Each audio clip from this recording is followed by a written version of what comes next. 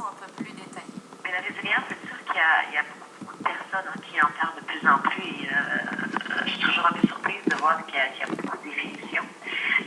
Et c'est un domaine dans lequel la recherche n'est pas très, très avancée encore. Donc, il y a plusieurs avis. Mais grosso modo, la résilience, c'est cette capacité de rebondir après des événements traumatisants ou à travers une période de turbulence. Il y a des croyances qui ont été ébranlées, il y a des façons de faire qui ont été ébranlées, et ça nous amène à revoir nos façons de faire, nos façons d'être. On reprend le chemin positif. Donc c'est un peu un retour à la normale, si on peut dire ça, après un choc ou une rupture, c'est ça? Oui, c'est effectivement une reprise à la normale. Par contre, la normale doit toujours avoir une transformation. C'est vraiment ce qui distingue la résilience de l'adaptation. C'est que la résilience, il y a toujours une transformation de quelque chose.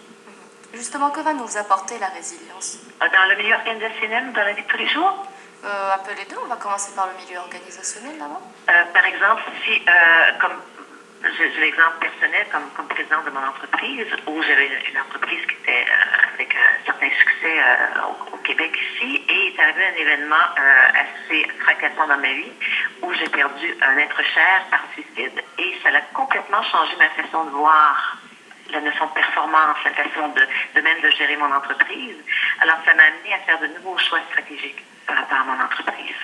Alors, ça peut être, par exemple, par rapport aussi à une faillite, ça peut être par rapport à des problèmes financiers, ça peut être suite à une maladie d'un proche, une maladie qui est personnelle, où ce qu'on se dit, est-ce que je vois la vie de la même façon? Il y a une transformation et on va reprendre des actions, on va reprendre des décisions pour remarcher dans notre vie, mais différemment.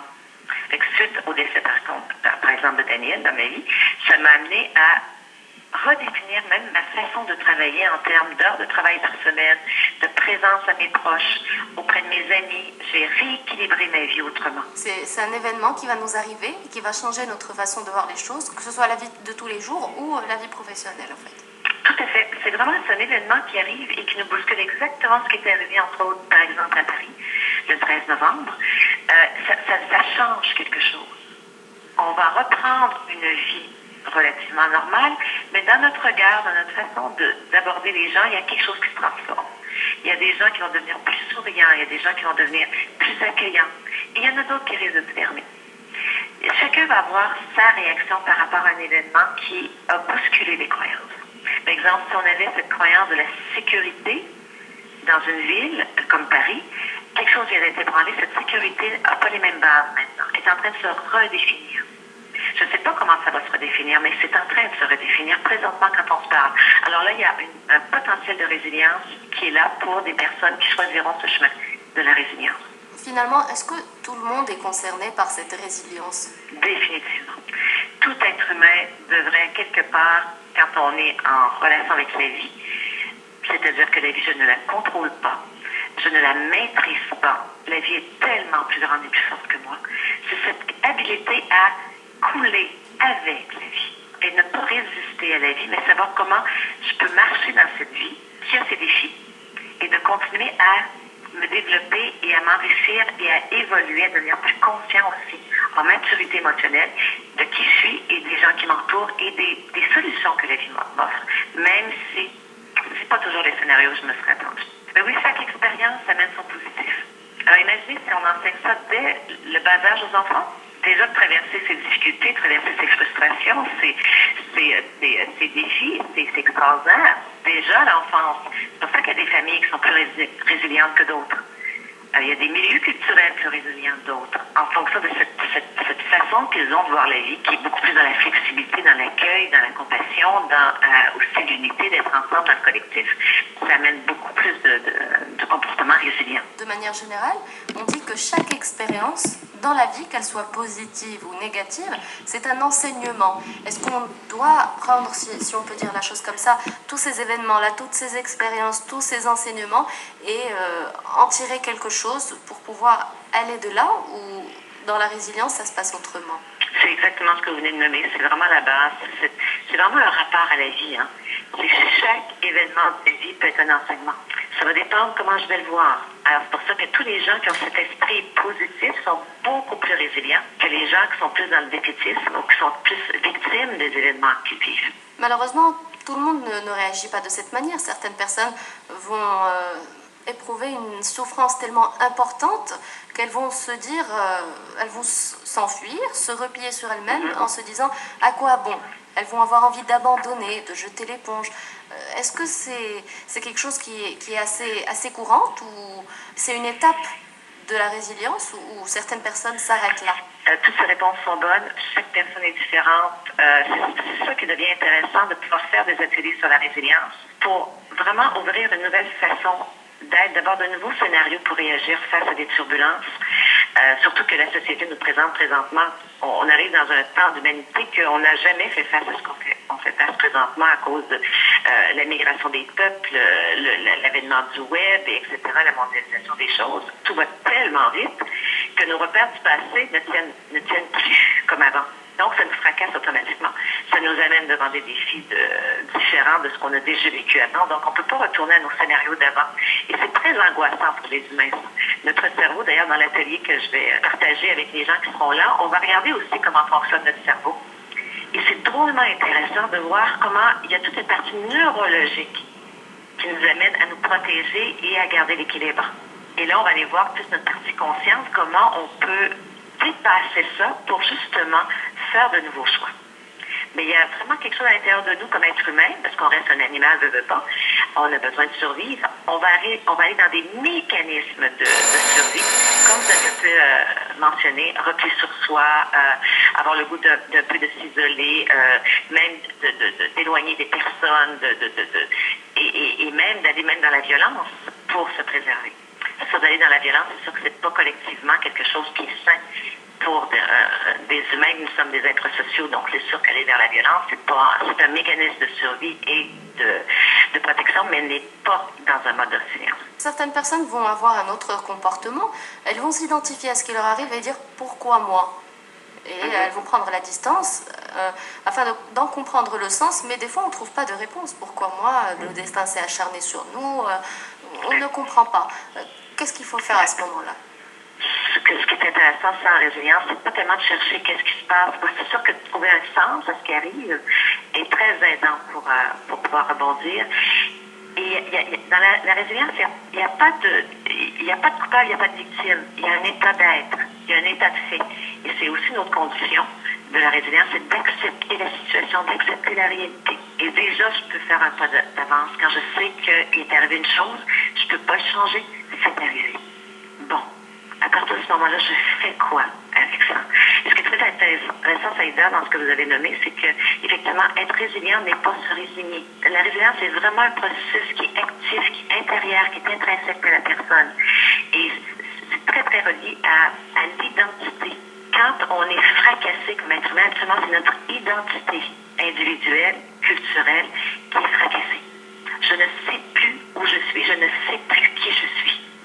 Et ça, c'est très angoissant pour un être humain. Alors, c'est vraiment, ça va poser la question, qui suis-je vraiment à travers les nouveaux événements qui sont là? Et dans l'atelier, on va travailler cette question d'identité, qui est fascinante. Ça amène les gens à un autre endroit, qui est positif, constructif. Ça nous permet de nous poser des bonnes questions. Qui sommes-nous réellement? C'est la grande question que tout le monde se pose parce qu'au final, on n'a pas vraiment la réponse. Mais face à cette question, donc vous venez de le dire, on est tous différents, mais est-ce qu'on est tous égaux en matière de résilience? Et que votre question est pertinente. Ça va dépendre d'où vous venez, ça va dépendre du milieu culturel, familial dans lequel vous êtes.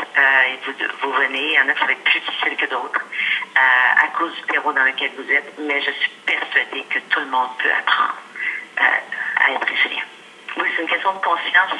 Et il y a des gens entre vous et moi qui n'ont pas avantage à être résilients parce que ça demande une bonne dose de courage d'être résilient.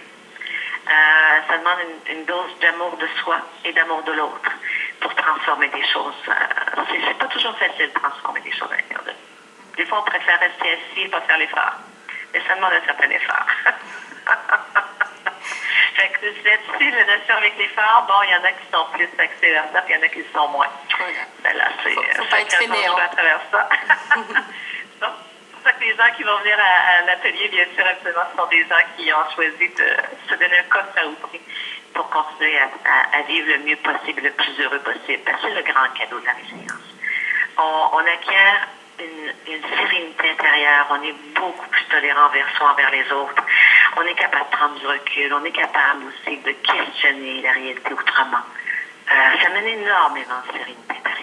Restez parmi nous sur Chaîne Inter, Madame Renée Rivet. On va se permettre une petite pause musicale et on se retrouve tout de suite après pour poursuivre notre discussion, notre instant coaching autour de la résilience aujourd'hui. Et on va voir avec vous comment développer sa résilience. De Chaîne Inter, c'est l'instant coaching en compagnie de Madame Renée Rivet, consultante experte en résilience au Canada. Alors tout à l'heure, juste avant la petite pause musicale, on parlait de la capacité de chacun d'entre nous d'être résilient. Mais est-ce qu'il y a quelques petits outils que vous pouvez nous donner, un petit avant-goût de l'atelier sur comment développer sa résilience? Là, vous me mettez dans une belle situation de ne pas trop en dire pour permettre aux gens aussi de venir le vivre, parce que ça se vit effectivement. Et durant l'atelier, je vais faire vivre des exercices qui vont permettre effectivement aux gens de toucher un peu plus comment est-ce qu'on peut rebondir suite à des choses. En fait, il y a 7 grandes clés pour être résilient. Là. Accepter le fracas. Et là, on va apprendre effectivement que notre cerveau est fait de façon tellement extraordinaire qu'il est capable d'absorber toute émotion en 1 minute et demie. Et ça, pour moi, c'est une révolution. C'est une PhD à l'Université d'Harvard qui a découvert ça, une spécialiste en anatomie du cerveau, qui a découvert que notre cerveau pouvait dégrader toute émotion en 1 minute et demie. Alors, vous imaginez juste de prendre conscience de ça. Donc, je vais mettre les gens en pratique. Je vais les amener à vivre et avoir l'impact de ça. Deuxième condition, un peu ce que je vous ai mentionné, c'était de vraiment accepter la situation comme elle est. Une autre condition, c'est de savoir s'entourer. On va apprendre qu'on n'est jamais résilient seul. Donc, on va parler de tuteurs de résilience. Donc, tous les gens qui ont comme premier réflexe de s'isoler, ce n'est pas la voie. Sous l'acte de la résilience. Parce qu'on parle bien vraiment de la résilience. C'est pour ça que les familles, les communautés, où ils sont très proches les uns des autres, sont habituellement plus résilients que les autres, à cause de cette proximité. Donc, aussi, on va aller voir le réseau de soutien qui est autour de nous. Il y a également savoir s'entourer de personnes extérieures, compétentes dans le fracas qu'on a vécu, parce que je vais expliquer le cerveau, parce que ça, avec des outils aussi que je vais donner aux gens, comment lire notre cerveau. Fait que ça, je vais avoir vraiment un cerveau physique, je vais avoir un vrai cerveau avec moi, et on va expliquer comment ça fonctionne. Fait qu'on va aller voir nos schèmes de croyances, comment c'est bâti notre identité. Et ça, c'est très, très puissant quand on se rend compte comment c'est fait mon identité. Et là, on est capable de faire des choix différents et de voir quelles sont même mes zones potentielles où je peux être vulnérable. Et on peut même presque les prédire d'avance quand on se connaît bien. Fait que c'est un autre axe, il faut bien se connaître. Alors, vu que vous êtes différente de moi, c'est important que vous connaissiez effectivement quelles sont les choses qui sont importantes dans votre vie et qu'est-ce qui va vous arriver si jamais vous les perdiez. Et ça, on va pouvoir voir aussi, est-ce que j'ai déjà pris conscience que je prenais des choses pour acquises. Fait qu'on va voir aussi de toujours garder des options ouvertes permet de développer aussi un potentiel de résilience. Fait qu'on va passer les 7 étapes, les 7 conditions, puis je vais mettre les gens en exercice en fonction de ces étapes-là pour qu'ils puissent le vivre un peu à l'intérieur d'eux, pour qu'ils puissent le redonner dans leur famille, dans leur communauté, dans leur entreprise, dans leurs équipes de travail, pour qu'ils puissent continuer à faire vivre ça autour d'eux. Quels sont les mécanismes de soutien qui peuvent aider au développement de la résilience? Vous l'avez dit, il faut être entouré, il ne faut pas se braquer, aller tout seul dans son petit coin. Donc, on a besoin des autres, mais comment les autres peuvent nous aider? Il va y avoir l'écoute, il va y avoir un autre élément aussi qui est dans la résilience, c'est de savoir raconter son récit. On ne peut pas être résilient si on ne raconte pas son récit. Un des maîtres qu'on a en Europe, c'est Boris Cyrulnik, qui a écrit des livres exceptionnels sur la résilience.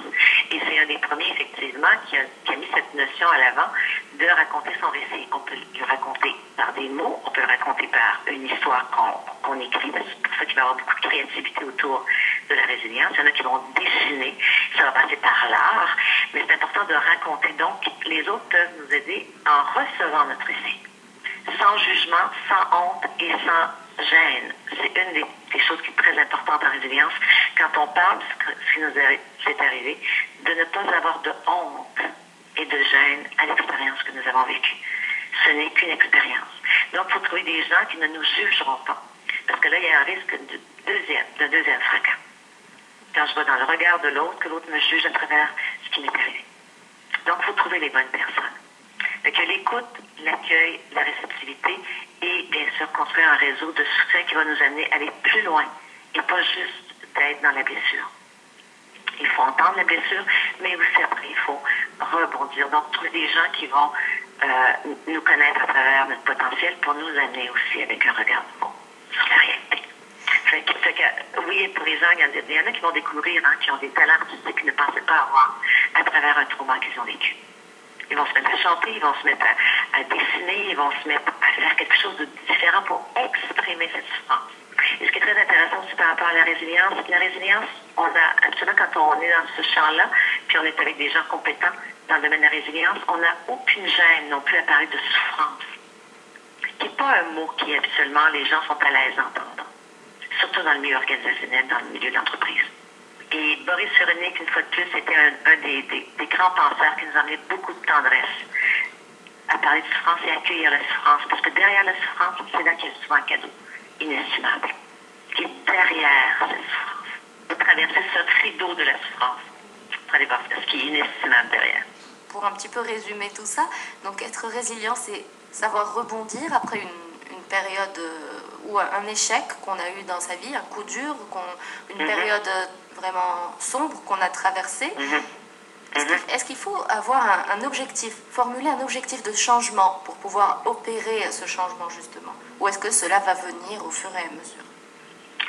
Ma croyance, c'est que ça va venir au fur et à mesure parce que c'est tellement un changement qui est intrinsèque, qui est intérieur, qui est subtil en même temps. C'est qu'on ne sait pas toujours quelle forme ça va prendre. Mais absolument, ce qu'on recherche, c'est un mieux-être. On cherche à quelque chose soit différent parce qu'on a perdu nos repères habituellement quand on est fracassé. Donc, c'est très, très difficile de savoir exactement ce que je veux. Mais absolument, c'est plus un ressenti qu'on va avoir. Et c'est là que la magie arrive et c'est là que la transformation arrive. Comment ça va se transformer exactement? Souvent, on ne le sait pas. Et c'est la beauté de la chose, d'ailleurs. Merci beaucoup, Madame Renée Rivest, d'avoir participé avec nous, d'avoir partagé ces quelques moments avec nous. Je rappelle que vous serez là, au Maroc, le jeudi 17 décembre, à Casablanca, pour une conférence sur l'art de rebondir suite à l'épreuve, la force de la résilience. Et donc, c'est vous êtes Madame Renée Rivest, conférencière internationale, auteure de plusieurs best-sellers, experte en résilience au Canada. Vous avez un petit message à lancer peut-être aux auditeurs? Écoutez, je vous invite à venir en grand nombre. Ici, vous avez des gens, soit ça peut être même des collègues de travail, des partenaires. Venez en grand nombre parce que c'est intéressant de pouvoir le partager avec des gens que vous connaissez. Donc, le dialogue reste après.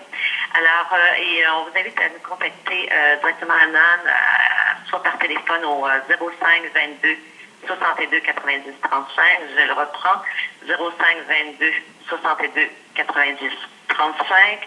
Ou par courriel à contact@nghdeveloppement.com. Ça me fera grand plaisir de vous rencontrer. C'est la première fois au Maroc que je serai. Alors, vous imaginez la chance que j'ai? Vous êtes la bienvenue. Et on a la chance de vous avoir c'est aussi. Ce que je sens. Je sens qu'il y a un tel accueil. Alors, une Québécoise étant au Maroc pour la première fois, vous allez être, pour le restant de ma vie, un milestone dans ma vie, ma première fois au Maroc.